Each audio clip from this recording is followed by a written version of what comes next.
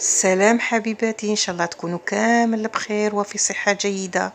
طليت عليكم اليوم بهذا الفيديو اللي هو عبارة عن ورشة مجانية في البيت.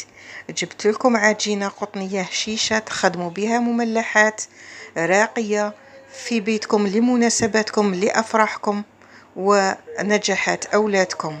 تبعوا للفيديو للآخر إن شاء الله، رايحين تتمتعوا بهذه الوصفة وتديروها تحضروها في دياركم لولادكم ولأفراحكم ولمناسباتكم. نبداو الفيديو تاعنا تاع نهار اليوم.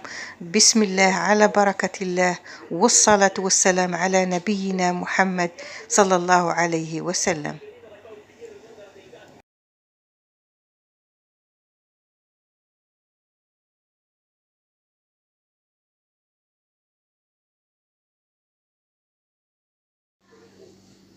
شوفوا المكونات تاع هذا المملحات بسيطة بصح دير لكم خير وبركة. بعد تصيبوهم مكتوبين في صندوق الوصف تحت الفيديو، ضغطوا على العنوان تصيبوا المكونات في صندوق الوصف. حاجة بسيطة. تبغوا هنايا تدبلوا المقادير، دير لكم كمية كبيرة، تبغوا تنقصوا ديروا نصف المكونات.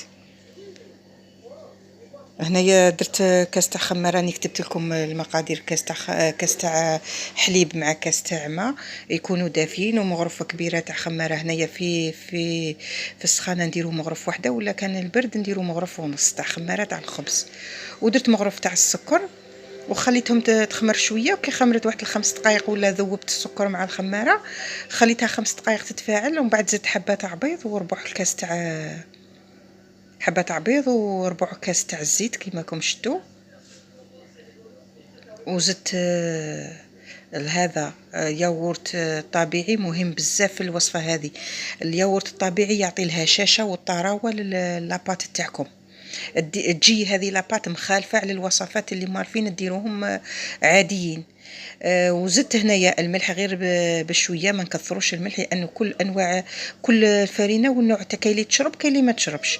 هنا نديرو الفرينه حتى تولي تتلاصق لنا، تتلم بصح ما توليش ناشفه، تولي تتلاصق. ودرت مغرفه صغيره تاع الملح، ودرت كيس تاع خميره كيميائيه، ونلم العجينه تاعي ونشوف بصح ما نلموهاش ناشفه، لازم تكون طريه تتلاصق نوعا ما. اللي هنا اللي عندها البيتران تستعمل البيتران، واللي ما عندهاش دير غير بيدها ومن الاحسن باليد خير باش تلمسوا القوام تاع العجينه تعرفوه بيديكم. اما بالبيترا ما تقدروش تتحكموا في القوام تاع العجينه. هنا راني نزيد غير بشويه الفرينه ونلم العجينه تاعي، لان المعجنات كاملين امام الخبز. كي ديروه ماهوش ناشف، ما تنشفوش بزاف، يجيكم خفيف على اللي تكون ناشفه العجينه. هي كامل المعجنات ولا المملحات ولا انواع الخبز كاملين لو كان ما تنشفوهمش مليح تجي العجينه خفيفه. هنا في التالي كي تتلم العجينه تاعي نزيد مغرف تاع مارغرين ولا زبده تكون طريه وندخلها في العجينه. جربوا هذه الوصفة والله ما رايحين تندموا. هذه الوصفة اعتمدوها، ديروها خاصة في رمضان. نبغوا بزاف نديروا المملحات ترافق الشوربة ولا حريرة. هذه العجينة والله غير تعتمدوها، لو كان تجربوها خطرة تولي هي المعتمدة عندكم في كامل المملحات. حتى في البيتزا، لي ميني بيتزا ديروها بها، ديروا لي ميني همبرجر، البانيني. دوك تشوفوا لهنا في ذا الفيديو هنا نوعت لكم كامل المملحات. كيما شفتوا في الفيديو خليته فات وما تولهتش للقطه. خمرت العجينه تاعي مرتين، يعني مره الاولى كسرت لها الخمور وعاودت خليتها تخمر مره ثانيه. في المره الثانيه نعجنها كيما راكم تشوفوا. قسمت العجينه تاعي على زوج، القسم واحد كيما راكم تشوفوا درتها هنايا في سنيوه، درتها بيتزا. درتها غير بصوص طوماط عاديه وشرائح تاع الزيتون الاخضر، شرائح الزيتون الاسود.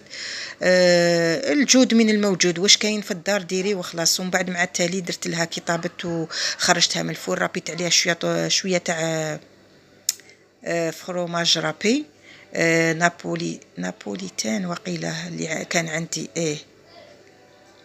ودي نسيت كيف يسموه هذاك الجبن، نسيتو. المهم جبن مبشور اللي يذوب. انا كي خرجتها من الفور كانت سخونه، ربيت عليها الجبن وقدمتها لهم في الفطور.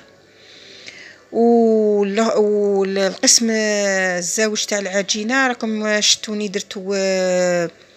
درتو دي ميني همبرغر، ودرت خبيزات تاع البانيني، ودرت 3 ولا 4 برك دي بوتيت باغيطات صغار تاع الخبز. درت لهم الفوق اصفر البيض والشوفان وزريعه تاع الخشخاش، بذور الخشخاش. والميني همبرغر درت لهم زريعه هذاك بذور الخشخاش. هذوك دهنتهم بالبيض.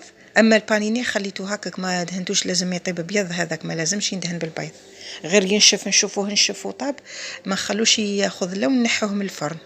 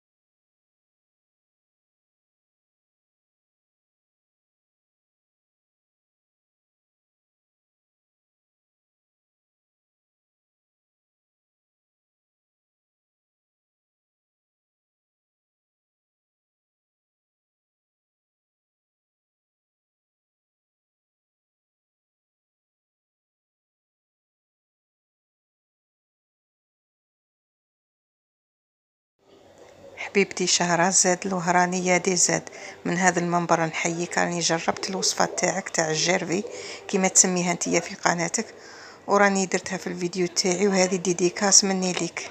ان شاء الله تكون عجباتك القناة نتاعي. شوفوا هنايا في هذا الطاس تاع تاع البراميكسور درت واحد ياغورت ناتور، درت بنفس الياغورت هذا عبرت الزيت، ودرت فص تاع الثوم وفلفل اسود وشويه تاع الملح وعصرة تاع قارص. هنا درت 2 مغارف صغار تاع القارص. هنا في الوصفه اللي ديتها من عندها، من القناه اللي ديتها من عندها، ماهيش دايره القارص. انا درت القارص خاطرش نبغي النكهه تاع الليمون في لي صوص. وقبضت البراميكسور كيما هكا وليت نميكسي. المهم نقول لك شهرزاد مولات الوصفه هذه وهرانيه دي زاد، يعطيك الصحه والله، غير جاتني على الكوستو، عجبتني بزاف. يعطيك صحتك ان شاء الله ويفرحك في وليداتك. المهم جربوها شابه بزاف. انا درت بها لي ساندويتش والله لا جاو علامه. كيما راكم تشوفوا هنا بالخف ضربه زوج بدات تخثر لاصوص. القوام نتوما كيما تبغوها خفيفه، تبغوها كيما تبغوا زيدوا، تبغوا تزيدوا الزيت، تبغوا مام الخلط تبغوا تكثفوا يتكثف في الخليط، تبغوا غير ضربه زوج يجيكم خفيف. وديروها في بالناره وديروها في الفريجيدير تزيد تحكم. مادام ديروها في الفريجيدير مادام تزيد تحكم. هذه هي الصلصه في بلاصه المايونيز، درتها في هذوك المملحات، تجي بنينه علامه، غير جربوها. ولا ما تبغوش نتوما هذه الانواع تاع الصلصات، تقدروا ديروا مايونيز ولا صوص الجيريان ولا كيتشوب ولا اي حاجه. انا عطيت لكم الفكره وانتوما دبري صانكم. هذه هي. المهم كملوا الفيديو كاع مع التالي وشوفوا كاع واش رايحه ندير هنايا. راكم تشوفوا فيه البصل حتى ولا متكرمل، نطفي عليه ونخليه بجهه. الطاجين اللي هنايا اللي درت فيه هذا البانيني دهنته بشويه تاع المارغرين وحطيت فيه هذا البانيني باش ياخذوا هذا اللون هذا، باش يجوا شابين، باش الحطه تاعهم تجي شابه. هذه هي.